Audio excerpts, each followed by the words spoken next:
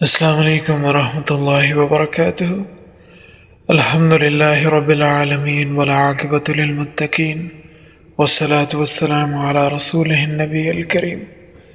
عزیزان من، سلسلہ سیرت امہات المومنین رضی اللہ تعالی عنہن کی آج 7ویں نشست ہے۔ انشاءاللہ باذن اللہ آج ہم ام المومنین سیدہ زینب بنت جہش رضی اللہ تعالی عنہ کی سیرت کے بارے میں جانیں گے۔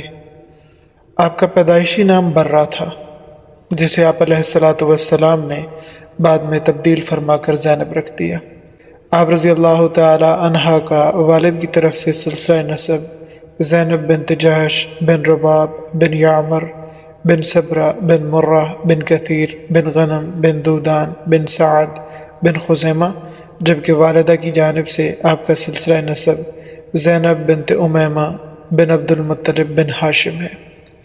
آپ رضی اللہ تعالی عنہ کی ولادت حضور علیہ السلام کے اعلان نبوت سے قریباً 20 سال قبل ہوئی۔ سیدہ زینب بنت جہش رضی اللہ تعالی عنہ کی والدہ امیمہ حضرت عبد المطلب کی دوسری بیوی فاطمہ بنت عمر کی بیٹی ہیں۔ آپ علیہ السلام کے والد عبداللہ، حضرت علی رضی اللہ تعالیٰ عنہ کے والد ابو طالب، زبیر بن عبد المطلب اور ان کے علاوہ عاتقہ، برہ، بیضا اور عروہ، یہ سب فاطمہ بنت عمر سے ہیں۔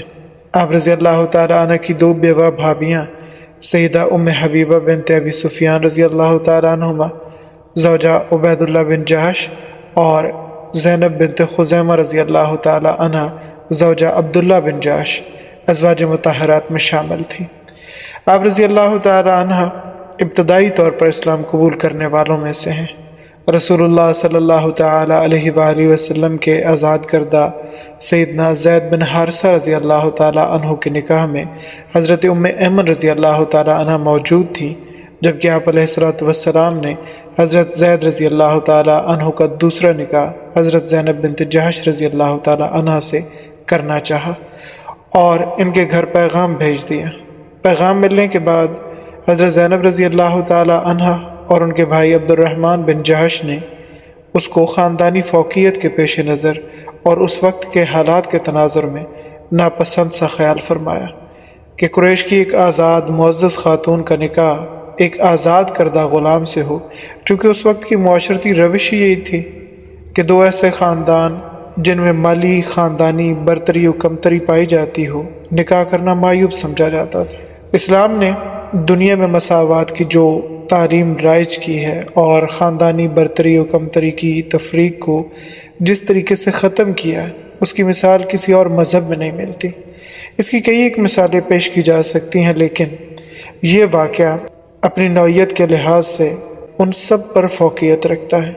قریش اور خصوصاً خاندان بنی ہاشم کو کعبہ کا متولی ہونے کی وجہ سے عرب میں جو مقام حاصل تھا، اس کے لحاظ سے شاہان یمن بھی ان کے ہمسری کا دعویٰ نہیں کر سکتے تھے، لیکن اسلام نے بزرگی کا معیار محض تقوی کو قرار دیا اور فخر و مباحات کو جاہلیت کی علامت ٹھہرایا۔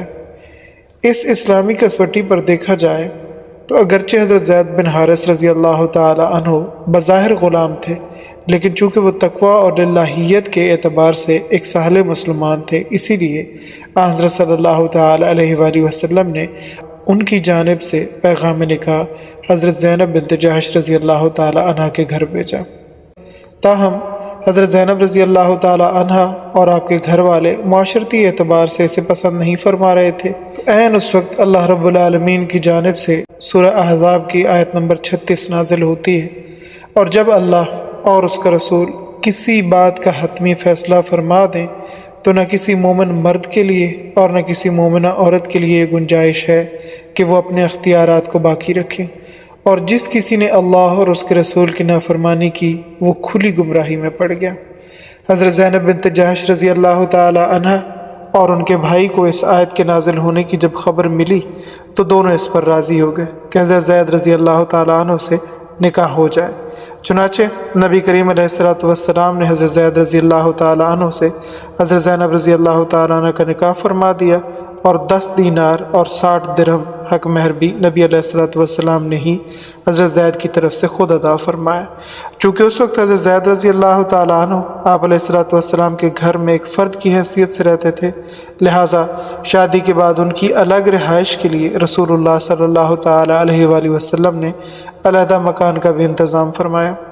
کھانے پینے اور پہننے کی بنیادی ضروریات زندگی کا سامان بھی آپ علیہ الصلوۃ والسلام نے ہی فراہم فرمایا۔ فائدے کے طور پر یہاں پہ حضرت زید بن حارثہ رضی اللہ تعالیٰ عنہ اور حضرت ایمن رضی اللہ تعالیٰ عنہ کا مختصر تعارف بھی ہونا چاہیے تاکہ سارے واقعے کی صورتحال سمجھنے میں آسانی رہے۔ سیدنا زید رضی اللہ تعالیٰ عنہ کے والد کا نام حارثہ ہے اور والدہ کا نام سعادہ تھا۔ حضرت زید بن حارثہ رضی اللہ تعالیٰ عنہ کی عمر اس وقت قریباً 8 برس تھی۔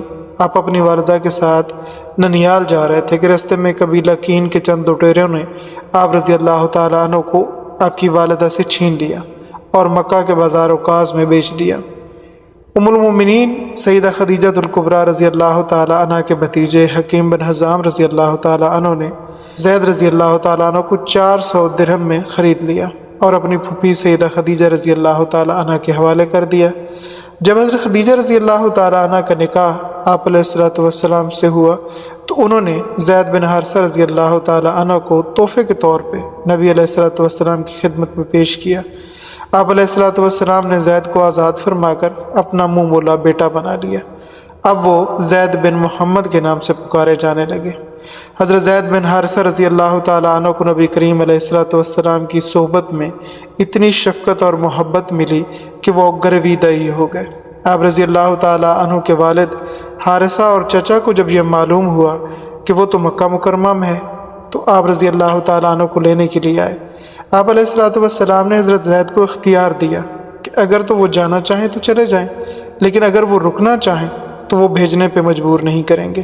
حضرت زید رضی اللہ تعالیٰ عنہ کو جب ان کے چچا اور والد نے دیکھا تو بہت خوش ہوئے، مگر یہ خوشی تھوڑی ہی دیر میں تعجب میں تبدیل ہو گئی جب حضرت زید بن حارثہ رضی اللہ تعالیٰ عنہ نے اپنے والد اور چچا کے ساتھ جانے سے صاف انکار کر دیا اور کہا کہ میں محمد صلی اللہ تعالیٰ علیہ وآلہ وسلم کو چھوڑ کر کہیں نہیں جا سکتا۔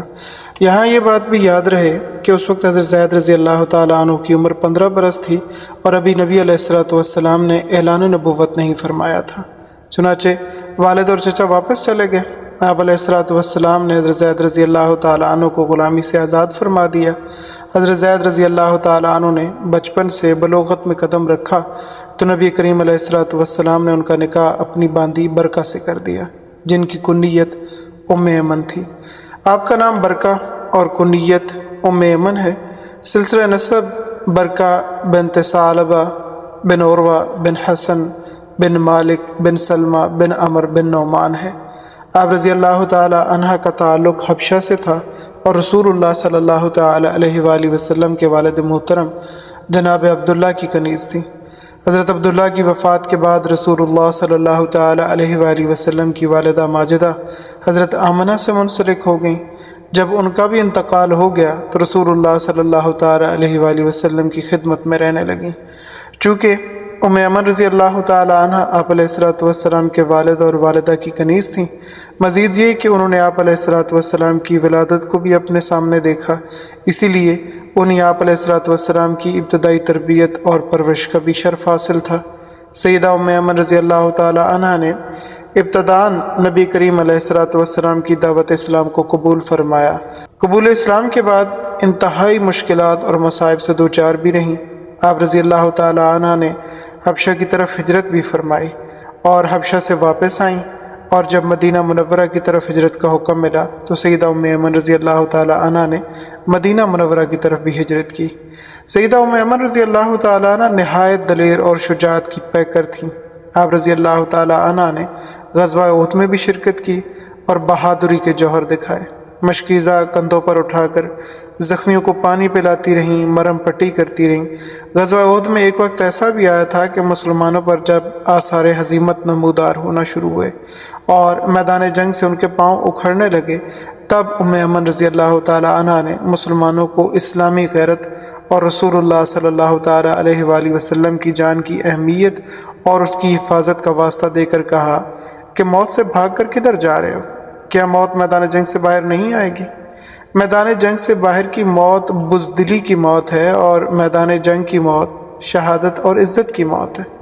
آپ رضی اللہ تعالیٰ عنہ نے فرمایا، کیا تمہیں اس بات کا احساس نہیں ہے کہ رسول اللہ صلی اللہ تعالیٰ علیہ وآلہ وسلم میدان کارزار میں مخالفین کا مقابلہ کر رہے ہیں اور تم انہیں چھوڑ کر بھاگے جا رہے ہو؟ چنانچہ صحابہ کرام رضوان اللہ تعالیٰ علیہم اجمعین واپس پلٹے، حضور علیہ الصلوۃ والسلام کو اپنے حفاظتی حصار میں لیا۔ ام ایمن رضی اللہ تعالیٰ عنہ نے غزوہ خیبر میں بھی شرکت کی تھی اور مخالفین اسلام کا پورے زور اور ہمت سے مقابلہ کیا۔ سیدہ ام ایمن رضی اللہ تعالیٰ عنہ کی نبی کریم علیہ الصلوۃ والسلام بہت عزت فرماتے تھے۔ ایک بار آپ علیہ الصلوۃ والسلام نے فرمایا کہ میری والدہ کے بعد ام ایمن میری والدہ ہیں، اور ایک دوسرے موقع پر آپ علیہ الصلوۃ والسلام نے ارشاد فرمایا کہ ام ایمن میرے خاندان کا بقیہ ہیں۔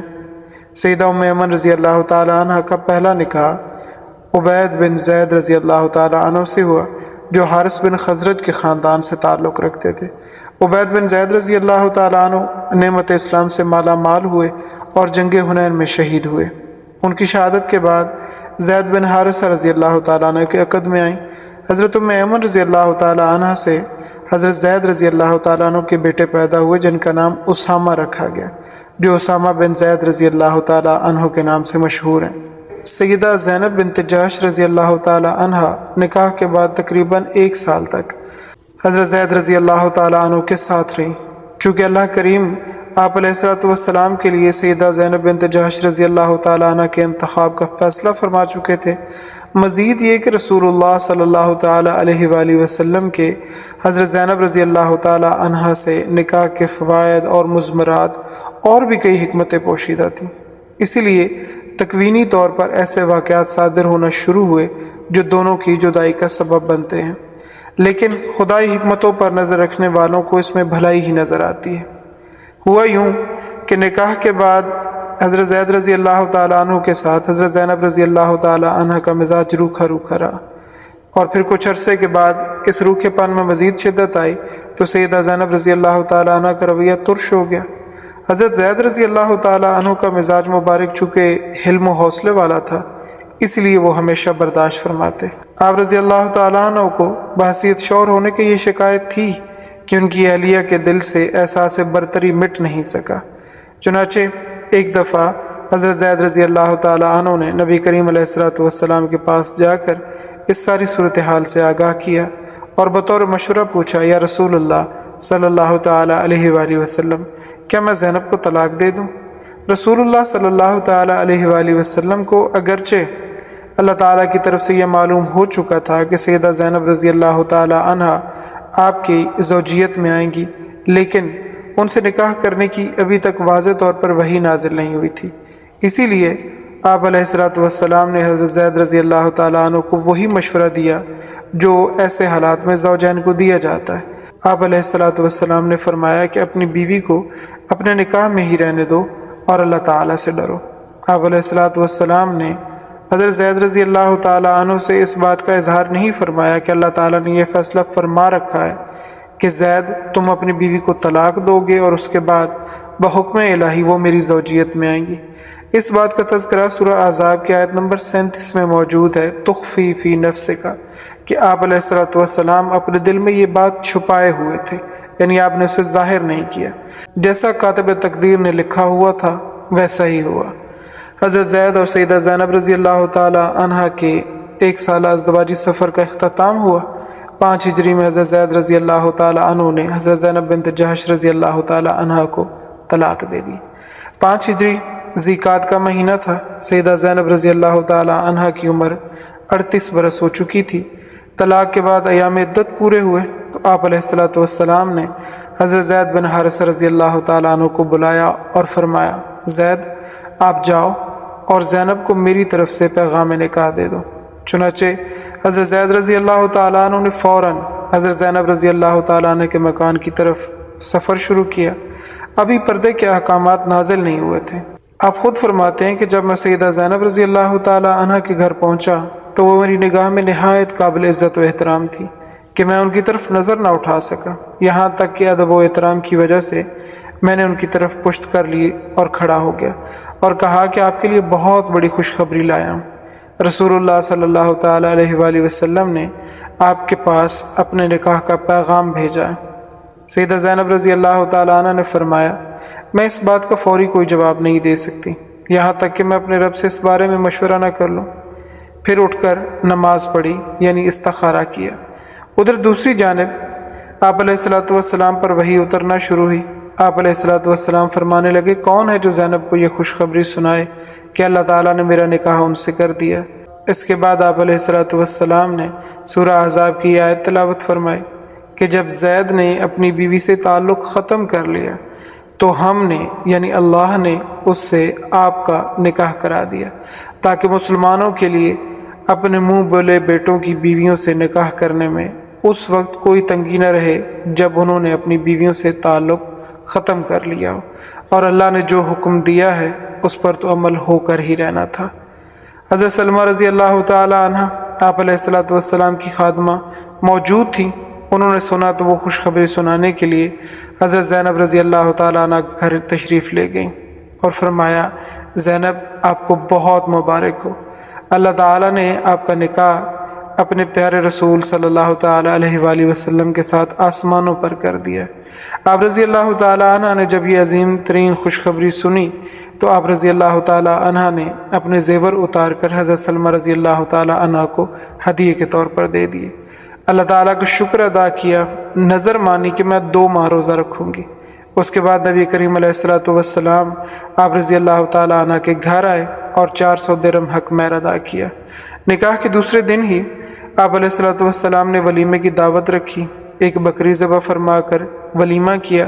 حضرت انس رضی اللہ تعالیٰ عنہ فرماتے ہیں کہ حضرت زینب رضی اللہ تعالیٰ عنہ سے شادی کر کے آپ علیہ الصلوۃ والسلام نے جو ولیمہ کیا اس سے بہتر ولیمہ کسی اور بیوی سے شادی کرنے پر آپ علیہ الصلوۃ والسلام نے نہیں کیا۔